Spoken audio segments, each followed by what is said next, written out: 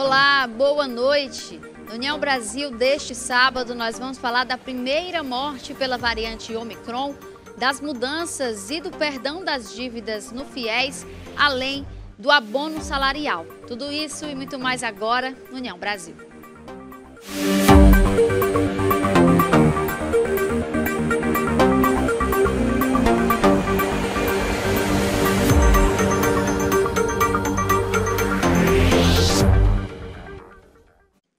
Olá, boa noite. Eu sou Esmênia Lopes e começa agora o União Brasil.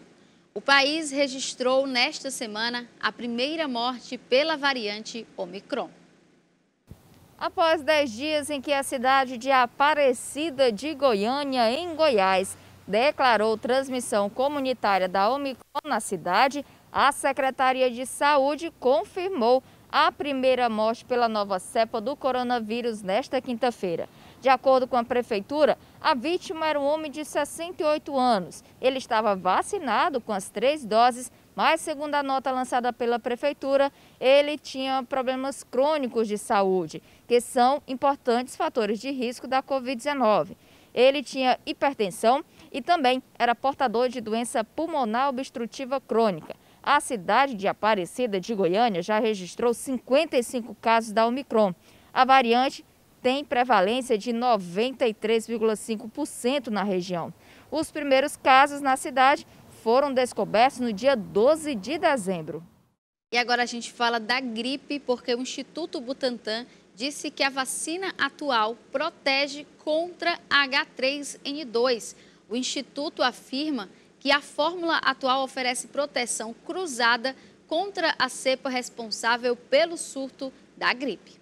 O Instituto Butantan, fabricante da vacina contra a gripe, utilizada no Programa Nacional de Imunização no país, informou que os testes de laboratório realizados pelo Instituto mostraram que o imunizante é capaz de conferir proteção contra a infecção pelo vírus influenza H3N2, mesmo sem ter a cepa na sua composição. A variante H3N2 DAV é responsável pelo surto de gripe que atinge várias partes do país.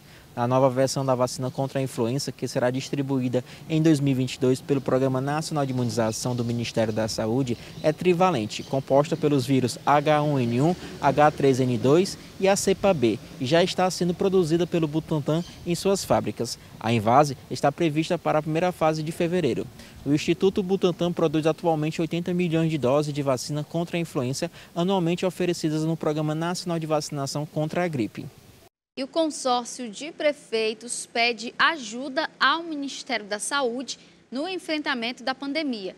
O grupo de mais de 2.000 prefeitos pelo Brasil encaminhou um ofício à pasta solicitando auxílio em 3 frentes.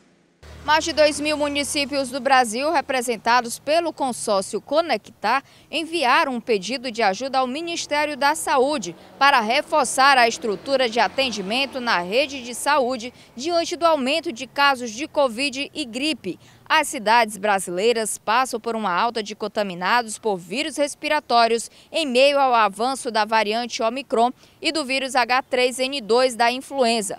O consórcio Conectar é uma iniciativa da Frente Nacional de Prefeitos voltados para as ações de melhoria na saúde pública.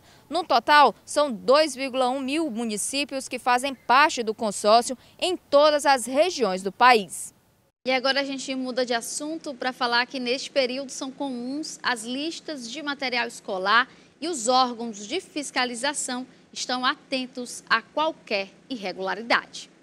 Cadernos, lápis, caneta, borracha, estojo e mochila são alguns dos itens que compõem a lista de material escolar. Segundo a Lei do Material Escolar de número 12.886 de 2013, as escolas só podem requisitar objetos de uso individual e que possua relação pedagógica com o plano de ensino. Nós temos uma portaria aqui no Procon Fortaleza que ele vai elencar todos os itens que são proibidos o estabelecimento solicitar dos pais.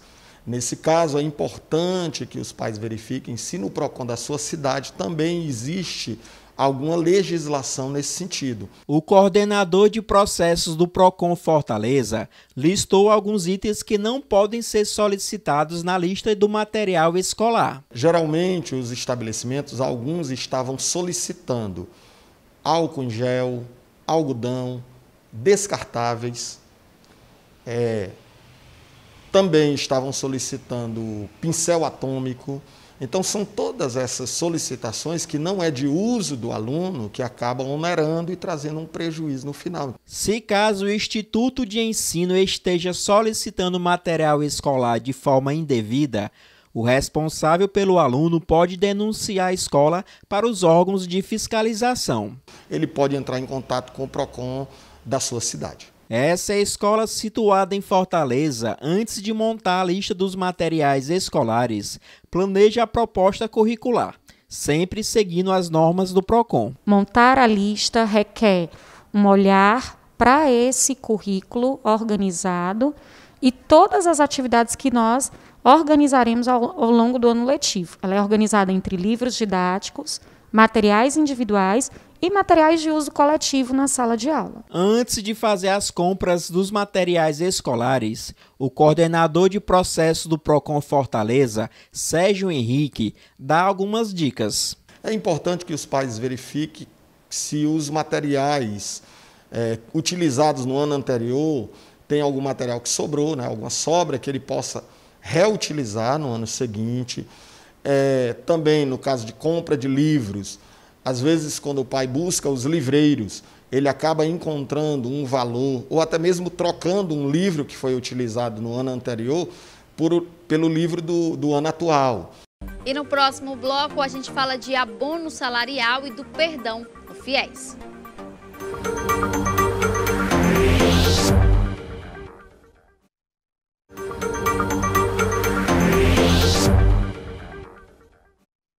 Com o começo do ano, também vem o famoso abono salarial. Veja na reportagem como calcular e se tem direito.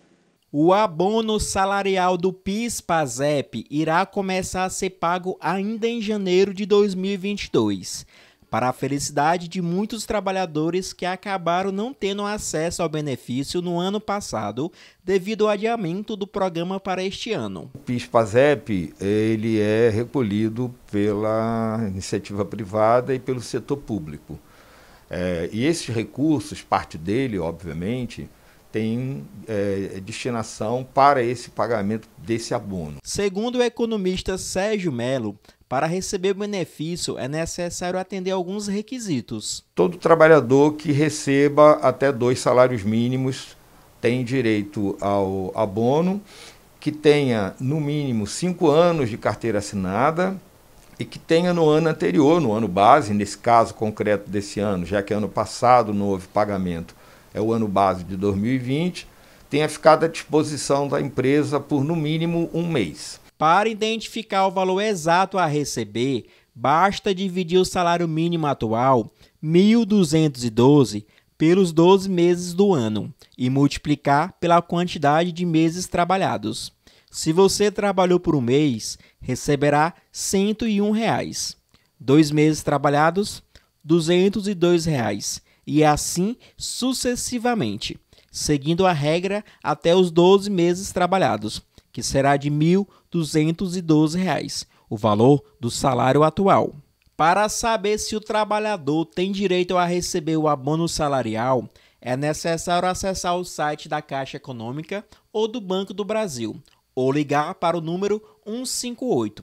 Também tem a opção no aplicativo Caixa Trabalhador.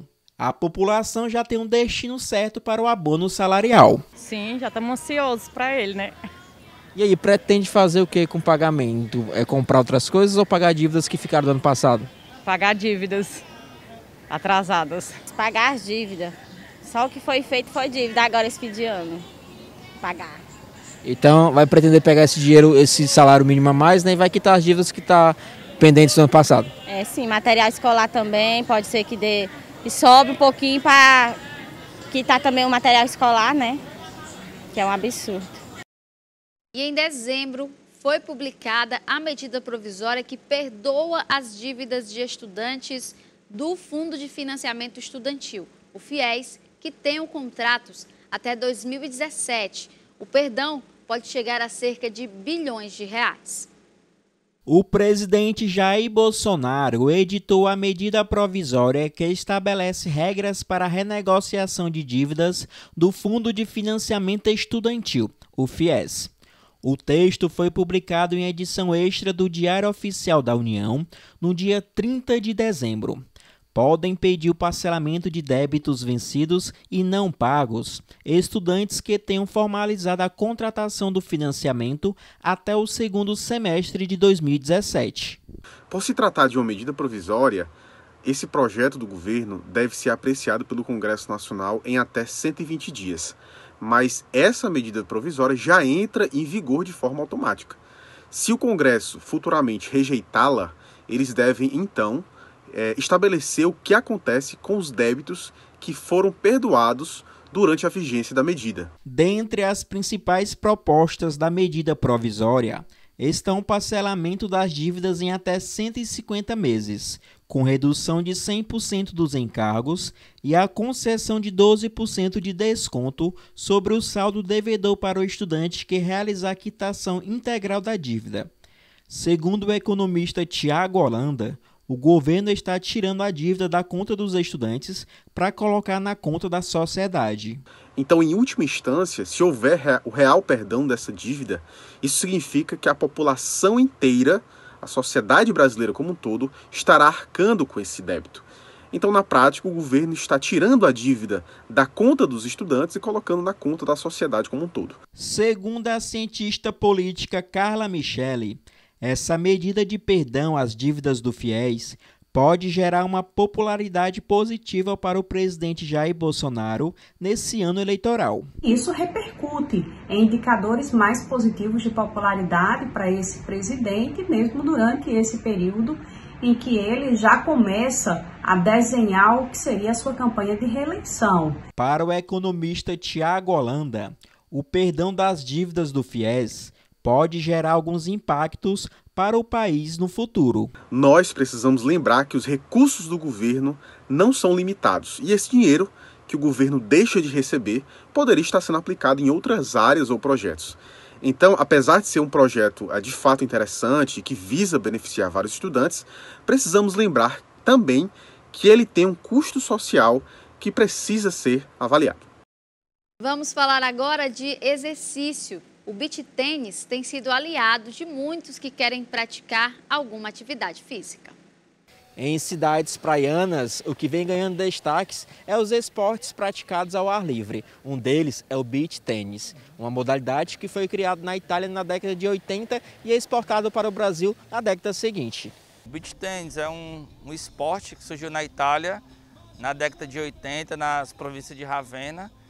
E aí ele nasceu lá na Itália e vem desenvolvendo aqui no Brasil, vem crescendo aqui no Brasil, tá? Um esporte fácil, divertido e saudável. Segundo o educador físico Robson Barata, a modalidade do beach tênis vem ganhando seu espaço no Brasil. O beach tênis ele deu um boom, né? Há um ano atrás ele deu um boom muito grande. Vem sendo praticado em todos os locais aqui de Fortaleza, no Brasil e no mundo.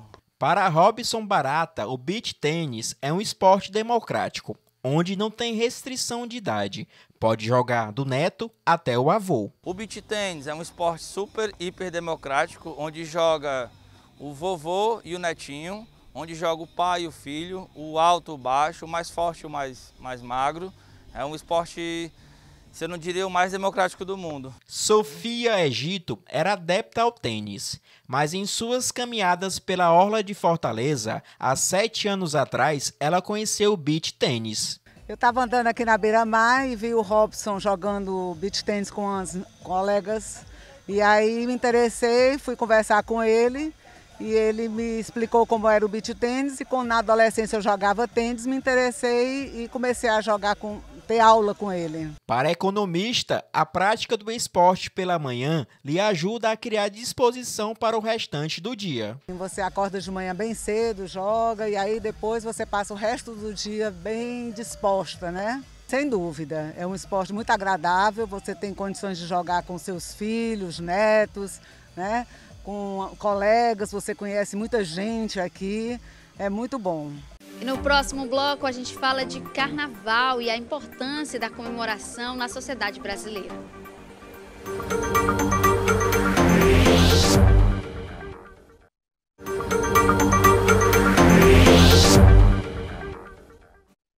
E nesta semana, a Prefeitura de Olinda, em Pernambuco, anunciou o cancelamento do tradicional Carnaval Municipal em 2022. A administração municipal justificou a decisão pela situação da pandemia de Covid-19 e pelo aumento dos casos no país e na cidade. O Carnaval de Olinda é um dos maiores do Brasil, junto com Salvador e Rio de Janeiro. A folia é tradicional e mobiliza mais de 3 milhões de pessoas até o início da pandemia em centenas de blocos que apresentam de ritmos tradicionais como frevo e maracatu ao samba e músicas populares. Mas a maioria das cidades estão fazendo isso, cancelando o carnaval com a pandemia. Não acontecerá em muitas cidades. Aqui no Ceará, o governador Camilo Santana também, em novo decreto, cancelou as festas que antecedem o carnaval, como as do feriado. No Brasil, existe um ditado que o ano só começa depois do carnaval. Mas devido à pandemia de Covid-19, já estamos há 2 anos sem as festas que levam multidões às ruas. Para o cientista social Pedro Tavares, as festas de carnaval fazem parte da vida dos brasileiros. Faz parte da cultura brasileira, faz parte da economia, e por isso que o Brasil tem esse ditado, né? Porque realmente a economia gira muito em torno disso. Muitos trabalhadores informais precisam do carnaval para trabalhar. O cientista social disse que a não realização das festas de carnaval é algo muito difícil de ser associada para uma sociedade que respira os festejos. É muito difícil, principalmente para o povo brasileiro, não ter o carnaval. Tanto pela economia, que a gente vai ter que batalhar muito depois disso para poder suprir essas questões, mas também pela questão cultural mesmo. É difícil para a gente não ter esse momento, né? O povo brasileiro adora curtir, adora festa. Além de afetar o comportamento do brasileiro, o cancelamento das festas de carnaval gera um grande impacto na economia do país. Muitas cidades vivem do turismo, né? Inclusive Fortaleza, nossa cidade. E é muito difícil tanto desde as pessoas mais pobres que tem ali que vendem cerveja no seu isopor. É difícil, né, para todo mundo, mas principalmente para essas pessoas. O psicólogo Luan Carvalho explicou por qual motivo o cancelamento das festas de carnaval afeta tanto uma parte da sociedade. Por questões econômicas, por questões de trabalho, por questões de descanso, por questões de extravasar muitas vezes suas energias no carnaval, por questões de pensar que o carnaval é essa pausa, independente de ser no começo, no meio ou no fim do ano, mas é uma pausa significativa para esquecer todos os problemas, que são muitos, todas as questões difíceis de se viver no âmbito do trabalho, no mundo do trabalho. Para o psicólogo, a suspensão do carnaval não é o fim do mundo. Ainda é possível curtir esse momento com a família e com segurança. Sempre que as pessoas pedem dicas de saúde mental, é até difícil a gente dizer, porque cada pessoa sabe o que é melhor para si, cada pessoa tem gostos diferentes. Então, o que se pode fazer em casa? Né? Se pode assistir um filme, cantar uma música alta, botar uma música boa, estar com a família, comer, beber, mas se for possível fazer isso de maneira isolada do restante das pessoas, de maneira que não gere aglomeração, melhor ainda. E o jornal deste sábado fica por aqui. Se você quiser dar a sua sugestão, elogio ou crítica à nossa equipe, manda pra gente pelas nossas redes sociais. Seja o nosso Facebook, Instagram, WhatsApp ou pelo nosso e-mail jornalismo@redeunião.com.br. Tem várias formas de participar e sugerir o seu assunto aqui no União Brasil. Não perca tempo e não deixe de participar. Muito obrigada pela sua companhia. Continue com a nossa programação. Uma excelente noite e até segunda-feira. União Brasil, informação além da notícia.